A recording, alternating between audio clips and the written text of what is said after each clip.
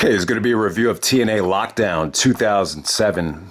So usually every April, TNA would run Lockdown. Every single match in a steel cage, believe it or not. It was something different, something out of the realm.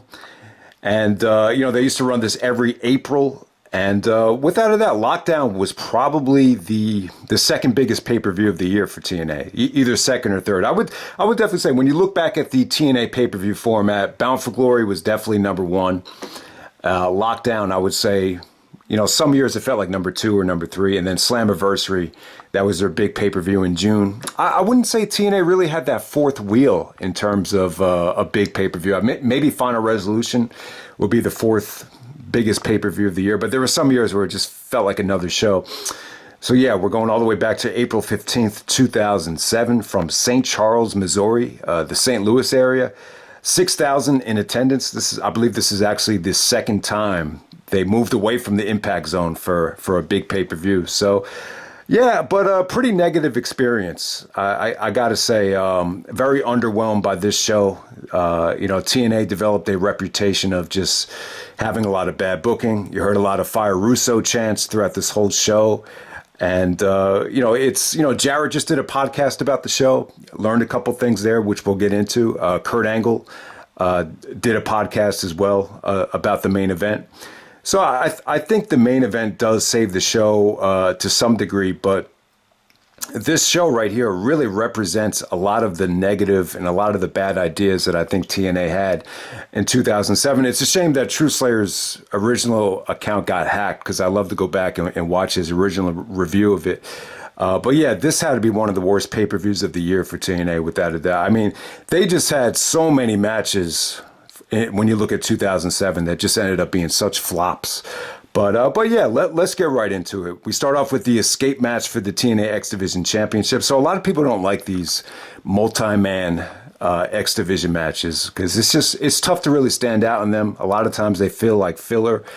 I thought this was pretty good though. You really the shining part in this match is the Motor City Machine Guns. Sabin and Shelley weren't officially together yet, at least in TNA, but their work here was incredible. The crowd was going crazy for some of the Motor City, spots. The teamwork between Sabin and Shelley was it was mind-blowing. You could definitely tell the two guys had chemistry. I believe they actually started teaming up later on that month as the Murder City Machine Guns in Ring of Honor, where they had the classic match of the Briscoes. I believe that was like 2 weeks after this. But yeah, Chris Sabin still is the X Division champion. He actually won the X Division title at Bound for Glory. I guess he was still champion at this time. And I believe it's the same reign. Maybe he won it back. I can't remember. But Sabin's the X Division champion. You got Jay Lethal out there. He's doing the whole Black Machismo thing with Kevin Nash as his sidekick. And then you have Sonjay Dutt. So once again, we saw Supercard of Honor, Sonjay and Jay Lethal team up and reunite as heels. But yeah, they were working together that whole year. I believe Sonjay was actually Jay Lethal's best man when he married Southern Cal Val. That's the point I was trying to make about that at the Supercard of Honor show. So yeah, you had Alex Shelley, and then you had Shark Boy. Surprisingly, the fans are really into Shark Boy. I just think they like the gimmick. I don't think there was really anything special about Shark Boy as a wrestler, but the fans really definitely got behind him, especially in this match as well. But yeah, what really stood out here is the teamwork between Sabin and Shelley. I thought it was phenomenal. Sonjay, I wouldn't say this was Sonjay's best showing. He looked a little bit sloppy out there. I wouldn't say.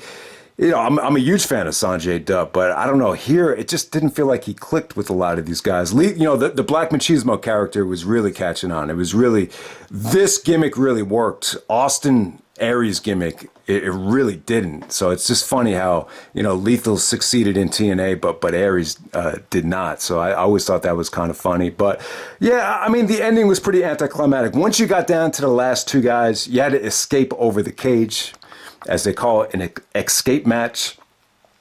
Sabin kind of wins in anticlimactic fashion. So Lethal actually gets his foot stuck in the middle of the cage, and Sabin actually goes over. So one of the things you notice about the cage, it's not like your traditional 6 sides of steel. It looks like it's more made out of rope than anything here. So there's even rumors that I think Aries actually spread the rumor that TNA forgot to bring the right cage with them, and Jarrett kind kind of downplay that and said Aries was just full of shit. He wasn't telling the truth about that. But yeah, this is definitely like not the traditional 6 sides of steel that you're used to. So I don't think that really hurt the show. That really wasn't the problem with it. So I don't want to act like the structure of the cage was the reason why the show flopped. Okay, next up we got Robert Roode with Miss Brooks and Eric Young to take on Petey Williams. This was definitely a mess right here. I didn't think it was bad. I just thought Miss Brooks at ringside really took away from the match.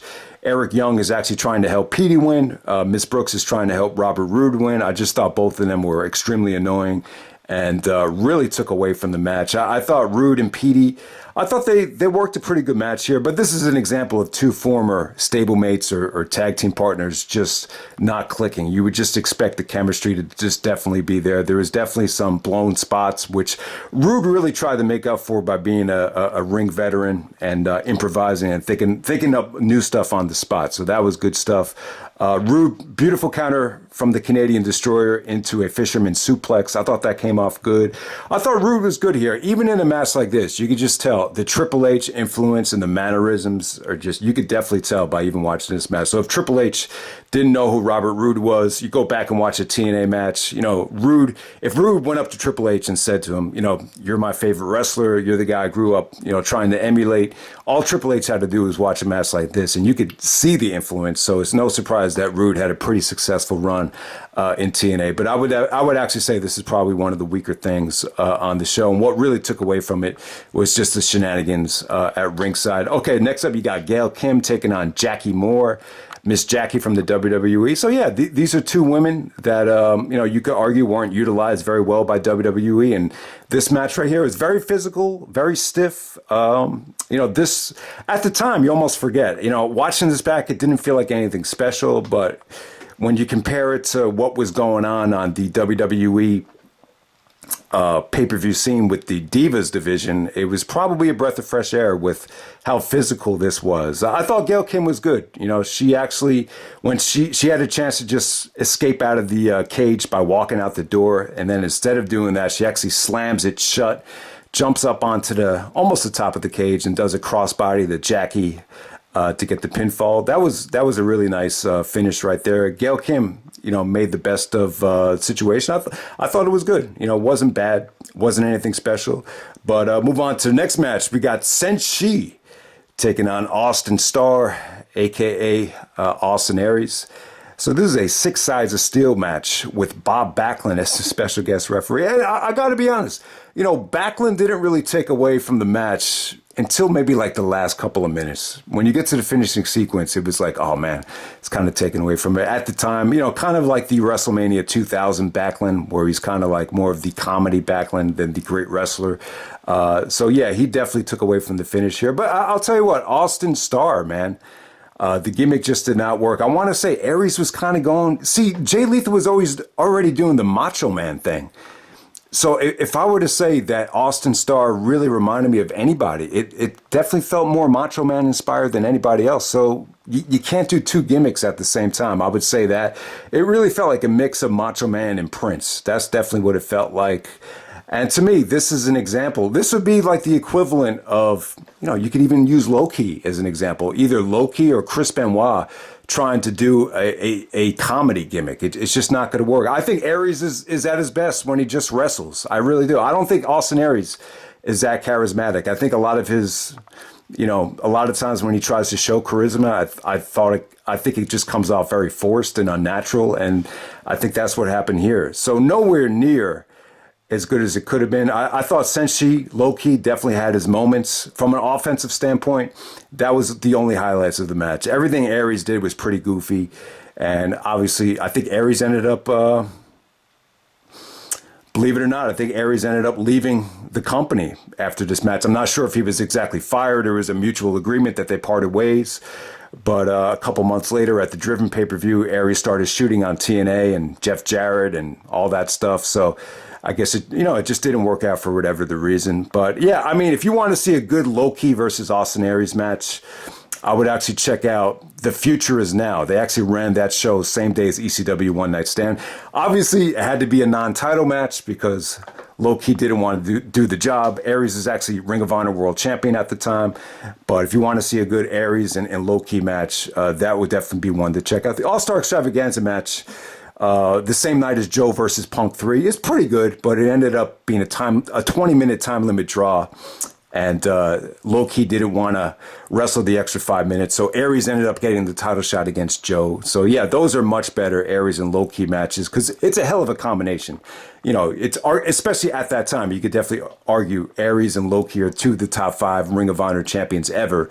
But yeah, this is just an example of, TNA trying to appeal to the mainstream and it just being a total flop. It is what it is right there. There's like 3 or 4 matches on this show that just really flopped, and nothing would be more indicative of that than the very next match. We got the 6 Sides of Steel blindfold match. We got James Storm and Chris Harris. James Storm taking on Chris Harris. These are former tag team partners from America's Most Wanted. Okay, so Jarrett was saying that in his opinion, he thought AMW was a great tag team. Homegrown TNA guys, they should have never broken up, as Jeff says. But the reason they wanted to break up is they felt like they weren't getting enough television time. I think it was James Storm that just felt like there was more opportunities for them to make more money as singles guys. So they decided to split it up. So James Storm, his gimmick was he would take a beer bottle and crack someone's skull over it with the beer bottle. So he did it to Chris Harris's eye. And Harris was selling the fact that he was blind here. So why not make it a blindfold match for their first match ever? So just a really bad decision there. So Jarrett was actually saying that, in order to pull off a good blindfold match, you need a strong babyface guy that could cut great promos. Not good. Chris Harris could cut good promo. I don't think he could cut good promos. I think that's really not his forte. When he came into ECW as Brandon Walker, people made mixtapes about how bad some of those promos were. So, yeah, I would definitely say Chris Harris is not a good promo guy. I think that was part of the reason. But the other reason is blindfold matches, it's very difficult for them to work. I think the reason why the Jake Roberts and Rick Martel thing worked so well, you just had 3 elements really about that match that just clicked. I think Jake was great on the mic. I think Jake sold it very well with the stuff he did with his eyes. The model had the perfect weapon to cause Jake to be blind. I thought Jake in the ring, his psychology, the way he worked the crowd, it was just the right guy to do it. So if anything, this match really makes Jake Roberts look like a wrestling guru or a wrestling savant or a wrestling genius. And in some ways, it makes the blindfold match from WrestleMania 7 look like Angle versus HBK compared to this. I would definitely say this is one of the worst matches I've ever seen. Just everything about it was bad.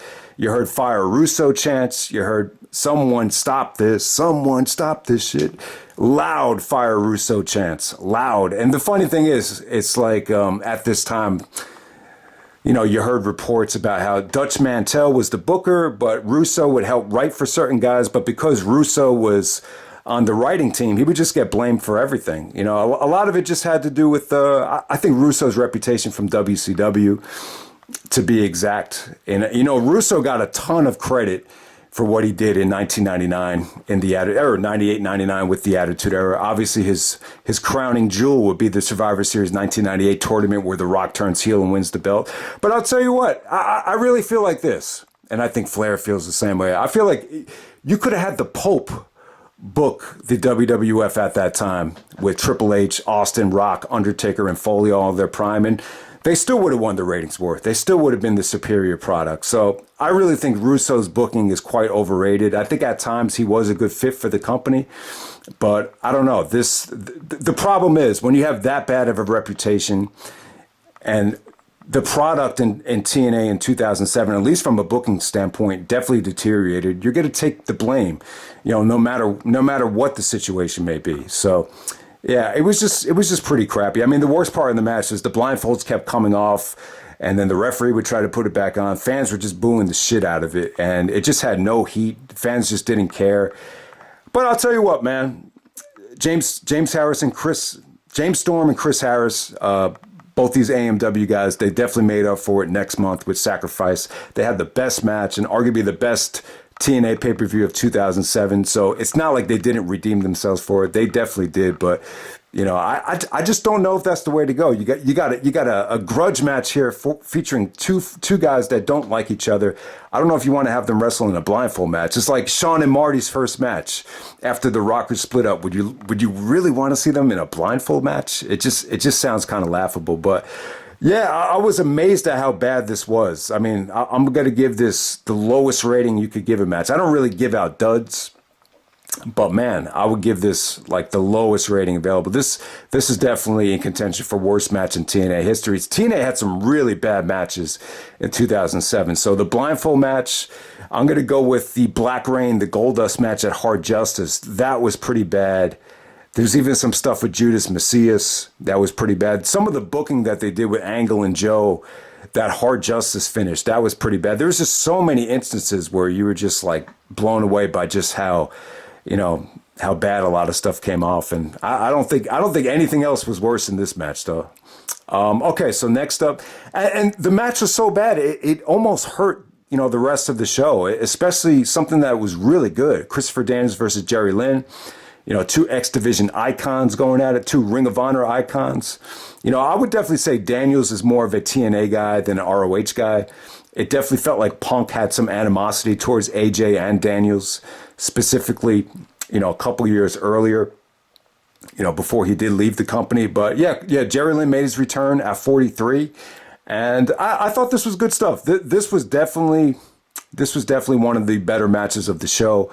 But still, just for whatever reason, and I really agree with Jarrett about this, like for whatever reason, I think Daniel's heel turn in the X Division when he's wrestling AJ, it just worked a lot better because of who he was working with. But at this particular time when Daniels was being the, you know, a little bit more dark, where he was trying to feud with Sting, it was a little bit tougher for Daniels to get over as a heel because he would do these dark and dirty things, and then all of a sudden he'd be hitting these beautiful moonsaults. It was almost like the equivalent of making RVD a heel. It was just very tough to pull off. So I think that had it working against it.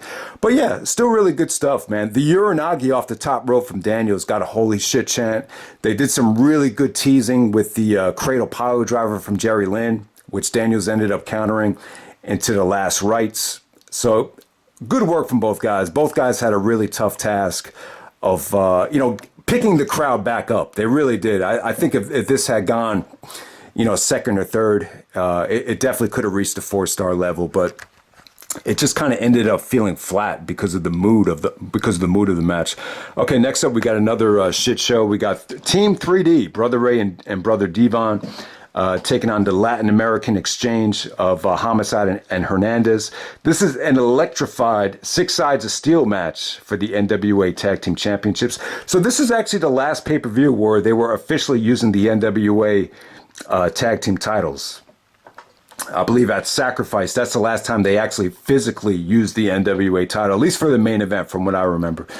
Sacrifice is a much better show. I actually can't wait to review that show. I thought Sacrifice was definitely the pay-per-view of the year, at least up to this point in 2007. But yeah, this was a bad idea, though. It really was. All right, so the story here is that it was actually Jarrett's idea.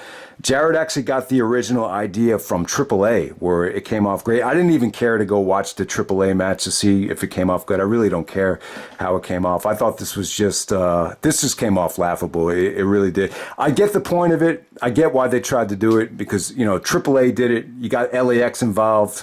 They're more of a Latino Mexican heritage. Plus you have that whole thing with, you know, the whole border patrol thing where you're trying to put up these electrical fences to keep the, you know, people from crossing over the border. They touched on that a little bit. You got a little bit of a racist anti-Mexican promo from Bully Ray, which I thought was actually kind of funny. I'll tell you what, man, this is like an example of like a science expo project that like, it's like the kid really tried hard to really make it exciting and get people interested about it, but for whatever reason the experiment just failed. Like it definitely came off like that, like a science, like a really unsuccessful Science Expo project. I think that's probably the best way to say it. So yeah, I'll say this about the match. I thought both teams worked really hard. It got bloody. They're suplexing each other all over the ring. There's really not a lot of space, especially when you got two tag teams out there. So whenever someone actually hit the cage, it was supposed to, you were supposed to feel the electrocution. It just ended up being like a light show, and they actually dimmed the lighting in the during the match, and I thought that hurt it as well. God, it was even what's his name, Conan. After the match was over, you could just tell he was pissed. You know, and it wasn't just because his guys didn't go over. His guys actually did lose the belts here, but it just didn't come off well. You know, the Hernandez actually did a beautiful, border toss into the cage, and when they tried to use the effect, the crowd just started crapping all over it. Once again, you heard really loud Fire Russo chants. So yeah, it just didn't come off that well. I thought the effort between both teams was actually good. I thought the lighting, dimming of the lighting definitely hurt the match, and so Jarrett's thing was he even said to them, he said, guys, don't overthink it. And if this was Jarrett's idea, he probably should have been a little bit more hands-on with how this thing was going to come off. So Jarrett was really going through a lot at the time. His wife just died. He's in the middle of trying to, turn babyface. This is his first main event since Bound for Glory. So he's obviously, from Jarrett's point of view, he's got a lot on his plate. So I don't really blame him for not having his hands all over, the match that was going on before the main event. So, but yeah.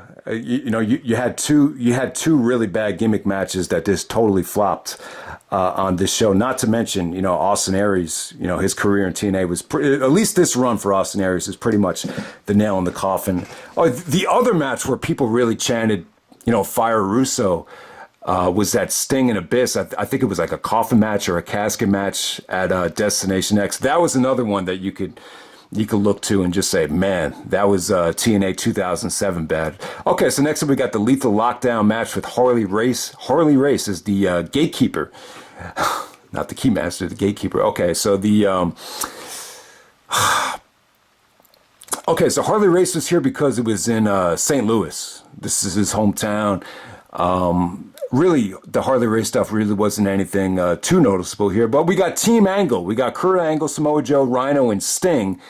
And we had the mystery fifth member ended up being Jeff Jarrett. So the whole storyline here was that, they were upset with Angle for allowing Jarrett to be the fifth guy because you just couldn't trust Jeff Jarrett. And I was surprised by how much heat Jarrett got. Even when Jarrett came out, he got booed. The fans were booing everything he did. So there just seemed to be like a lack of trust for Jarrett, even after his wife died. Like it's almost like it's almost sad looking back on it. And yeah. So next up we got so they're taking on Team Cage, who's actually Christian Cage. So Christian's actually the NWA champion. It definitely felt like Christian was champion a lot back in the early stages of TNA, which my brother always, says to me that it was a big mistake to have Christian dominate the world title scene the way he did. But I don't know. I was always a big fan of Christian. I definitely think he deserved at least one of these reigns. So you got Christian, AJ Styles, Scotty Steiner. Steiner actually busted out the Frankensteiner and it shut the fans up. The fans were actually chanting overrated to him. Yeah, you got Abyss. Abyss comes out with the thumbtacks. You got the problem solver, Tomko. And then you got James Mitchell out there at ringside. So yeah, this ended up being pretty good. I really thought it saved the show. Obviously, this is the match of the night. This might have ended up being one of the better Lethal Lockdown matches. A lot of them, were pretty negatively received. I remember 2010, Truth Slayer crapped on that one. The 2009 one was pretty negatively received. I don't know. It just seemed like Lockdown to me, having every single match inside a steel cage. I'm not sure if this pay-per-view really was something people look back on with a lot of positivity. I don't really think so.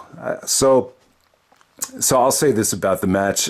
Genius booking to have Kurt Angle and AJ start this thing. I thought those are the right two guys to start it. Angle looked like he was in his prime. AJ was awesome in this match right here. He really was. Once it filled up, Christian came out last for his team. Jarrett came out last for Team Angle. Once it filled up with everybody in the ring, it almost hit me. I'm just like, man, You really need two rings for a situation like this. You know, most of the other lethal lockdowns, it wasn't quite 5-on-5. But, you know, the match still ended up being pretty good. I'll give everybody here that took a huge bump a lot of credit. It took a lot of courage, you know, to take some of these bumps, especially from AJ. AJ took a suplex from Samoa Joe. It was like you had about 3 or 4 guys just suplexing AJ from the top of the cage. Pretty nasty bump right there. Obviously, the most memorable part of the match, Angle and AJ start brawling on top of the cage. AJ gives Angle an unprotected chair shot, which actually kind of caused a lot of controversy at the time because Angle stated that, you know, he was never going to take another chair shot again after what happened to him and Brock Lesnar, you know, back around Survivor Series 2003 when he injured his neck. But, you know, ultimately, there ended up being some really awesome you know, spots with the cage door. I believe it was Rhino actually gores the crap out of Tomko. Nasty bump. Give Tomko a lot of credit. That bump was sick. Joe actually does the, you know, suicide dive straight out of the door to Tomko. That looks sick as well. So yeah, give Tomko credit. He took a lot of bumps. The Abyss stuff was pretty cool. The Abyss actually brought out the thumbtacks.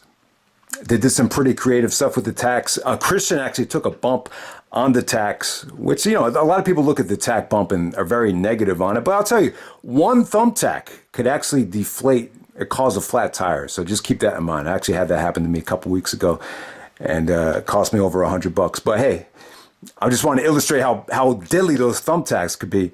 But yeah, while this is going on, guys are outside the cage at this point, and all of a sudden, Angle actually uppercuts AJ off the top of the cage. AJ actually flips onto the guys outside. It got a holy shit chant. Looked really cool. Angle starts giving up the middle fingers and starts, you know, showing off the mouthpiece where he goes like, yeah. So that was a cool moment. But Angle pretty much is a spectator and just watches the end of the match from the top of the cage. So the story here is just Jeff Jarrett trying to prove that he's not a dick. Jarrett trying to prove that he's not a snake. He's as he takes the guitar full of thumbtacks, clocks Abyss with it, and generously lets Sting get the pinfall to show Sting that he's come a long way since Bound for Glory and he's a changed guy. The pay-per-view ends with Angle being pissed as he comes down from the cage. Samoa Joe's pissed because he still doesn't trust Jeff Jarrett. You know, Rhino's pissed. And, you know, the stipulation here was that whoever got the pinfall was going to get the title shot. So it's just one of those things. It sounds kind of, you know, it gives them something to strive for. You want to try to create more of that competitive atmosphere, but at the same time, it just, I don't know, man. It's just like, if whoever gets the pinfall gets a title shot, why would you even, you know, try to work as a team? It just kind of negates the whole teamwork factor when you think about it. But I don't know. I thought this was cool. This definitely saved the show. I thought it was an awesome lethal lockdown match. You know, Meltzer actually gave it 4 stars. I think that's a fair rating. I think anything over 4 is a bit generous there. So yeah. So Sting actually gets the title shot. It ended up being, you know, Sting, Angle, and Christian actually going for the NWA title in the main event of Sacrifice triple threat match. But yeah, man, Jeff Jarrett was back as a babyface. It was what it was. I'll just say this. I think this is a good show where a company like AEW or anybody that's trying to run a professional wrestling company, you could really look at how this was booked and how some of the gimmicks just didn't work. I love this roster, man. I love everybody in the Lethal Lockdown match. I love Senshi. I love Austin Aries, Jerry Lynn, Christopher Daniels, Motor City Machine Guns, Lethal, Robert Roode, Petey Williams. This is an incredible amount of talent. But for whatever reason, just a lot of the pay-per-views, it just didn't really work. You know, Jarrett admitted that he felt like it was more important to produce episodic television shows than to put on, you know, great pay-per-views. He did admit that. He said there was more focus on Spike TV than the pay-per-views. But I think the biggest problem was when you're doing a pay-per-view every single month, it's just tough. It's just tough. It's tough to make them feel important. So in some ways, you really look at the AEW pay-per-view format now and just look at it and say, wow, this is really working. So that really sticks out. And the other thing that sticks out is just, you know, how come Jarrett was so pro Vince Russo? say what you want about Russo, but the bottom line is the company got worse since Russo came in. From what I remember, Russo started coming in to work with the X Division guys in the fall of 2006. And noticeably, the company was turning out worse pay-per-views. They were having less and less match of the year candidates. There was more and more matches where the fans just hated the gimmicks. So I got to blame it on Russo. I really do. I don't get the relationship between Jarrett and Russo. It's really fascinating. You got a guy from the South, from Tennessee, clicking with the guy from New York City. It's like, how does that happen? But, Russo and Jarrett always got along. They clicked during the early days of the WWF magazine days in late 1994.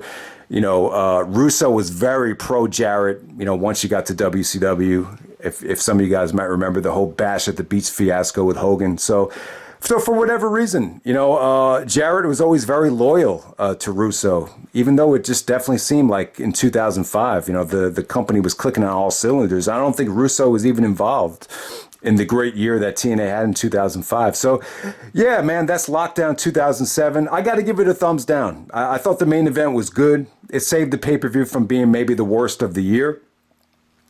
But still, I can't say that this is a good Lockdown. I can't say it's a good pay-per-view. Really not a huge fan of it. It really, I think it's, along with Hard Justice, I would say it's one of the pay-per-views that's really indicative of the very negative year that I think TNA had in 2007. So that's pretty much it, guys. Hope you enjoyed the video. Trying to do a little bit more variety this month. TNA, Ring of Honor, PWG.